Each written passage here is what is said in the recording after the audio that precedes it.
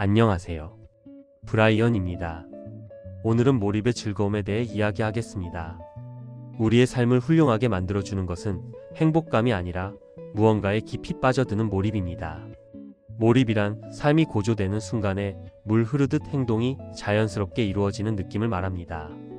운동선수들이 말하는 무라일체의 상태, 예술가들이 말하는 무아지경이나 연기자들이 말하는 황홀경에 해당합니다.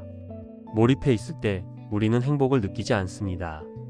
행복해지려면 내면의 상태에 관심을 기울여야 하고, 그러다 보면 정작 눈앞의 일을 소홀히 다루기 때문입니다. 암벽 등반가가 암벽을 오르면서 짬을 내어 행복감에 젖는다면 추락할지도 모릅니다. 까다로운 수술을 하는 외과 의사나 고난도의 피아노를 연주하는 피아니스트에게는 행복을 느낄 만한 마음의 여유가 없습니다. 일이 마무리된 다음에야 비로소 지난 일을 돌아볼 만한 여유를 가지고 자신의 경험이 얼마나 값지고 소중했는가를 실감하게 됩니다. 이것이 바로 몰입 후에 찾아오는 행복감입니다. 물론 몰입하지 않고도 평상시에 행복을 느낄 수 있습니다. 편안한 침대에 누웠을 때나 따뜻한 햇살 아래에서도 충분히 행복하다고 생각할 수 있지만, 이런 유형의 행복은 시간이 흐르고 상황이 달라지면 금세 사라집니다. 하지만 몰입에 뒤이어 찾아오는 행복감은 스스로의 힘으로 만든 것이어서 우리의 의식을 고양시키고 성숙시킵니다. 몰입이란 쉽지는 않지만, 그렇다고 너무 버겁지도 않은 과제를 극복하려고 자신의 실력을 온통 쏟아부을 때 나타나는 현상입니다. 과제가 너무 힘겨우면 사람들은 불안과 두려움에 젖다가 제풀에 포기합니다. 과제와 실력의 수준이 너무 낮으면 아무리 경험을 해도 감흥이 생기지 않습니다.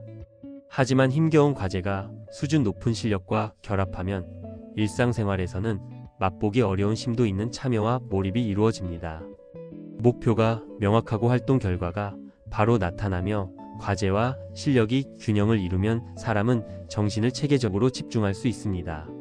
몰입은 정신력을 모조리 요구하므로 몰입 상태에 빠진 사람은 완전히 몰두하게 됩니다.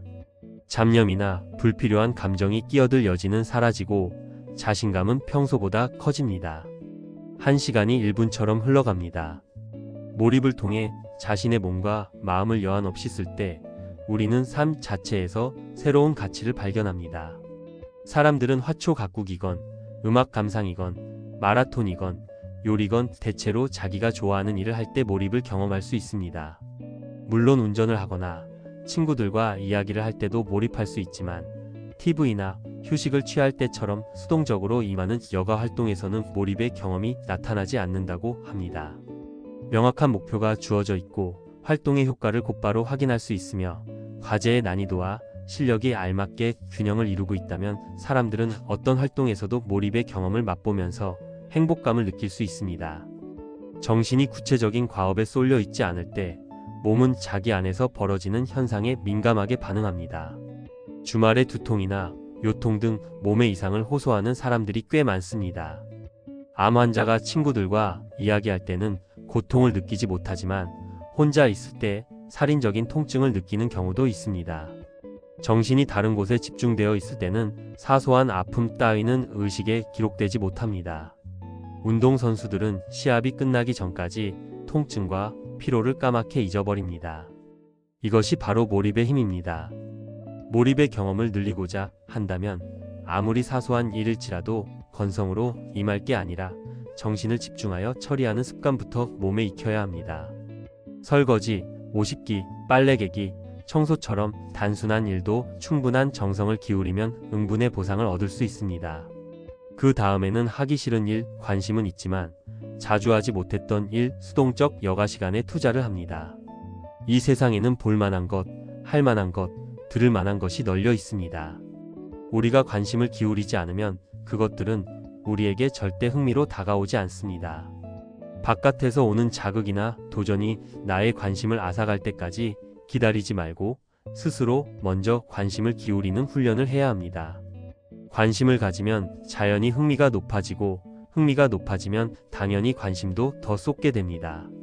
주위를 돌아보면 우리의 육체적, 정신적, 정서적 행위를 촉발할 수 있는 잠재력을 가진 대상은 얼마든지 있습니다. 삶이 지루하다는 넋두리는 불필요합니다. 관심을 다스릴 줄 안다는 것은 경험을 다스릴 줄 안다는 것이며 이것은 곧 삶의 질로 직결됩니다.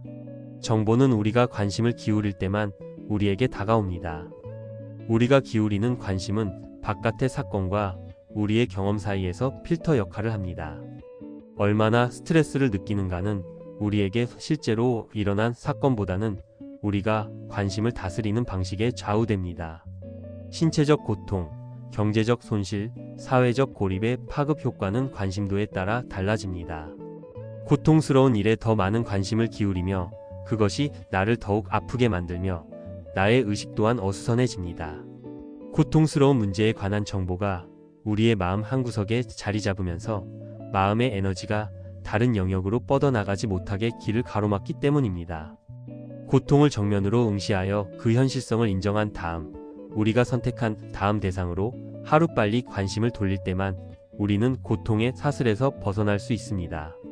삶의 지배권을 되찾을 수 있는 유일한 길은 우리 자신의 의지가 원하는 방향으로 관심을 기울이는 요령을 터득하는 것입니다. 살다 보면 해야 할 일과에서는 안 될 일이 많습니다. 회의에 참석하는 일, 쓰레기를 버리는 일, 세금을 내는 일, 시험을 보는 일 등 아무리 면해보려고 잔머리를 굴려도 어쩔 수 없이 해야 하는 일이 있습니다. 불평거리며 마지못해서 할 것인지 아니면 즐거운 마음으로 해치울 것인지 우리는 선택을 해야 합니다. 청소나 설거지처럼 누구나 하기 싫은 일도 가장 빠르고 효율적으로 해치운다는 목표를 정해놓고 하면 생각보다 고통스럽지 않습니다. 목표를 설정해 놓으면 일하는 괴로움이 줄어듭니다. 삶의 질을 끌어올리는 가장 손쉬운 길은 주인의식을 가지고 행동하는 것입니다. 그러기 위해서는 자진해서 원하는 일을 늘려야 합니다. 무엇을 원한다는 사소한 마음의 움직임이 집중력을 높이고 의식을 명료하게 만들며 내면의 조화를 이루어냅니다. 니체는 우리가 하지 않으면 안 되는 일을 사랑할 줄 알 때 삶의 질이 높아진다고 다음과 같이 말했습니다. 나는 피치 못할 일을 아름답게 받아들이는 법을 자꾸자꾸 배우고 싶다. 그럼 나도 세상을 아름답게 만드는 사람이 될 수 있을 테니까.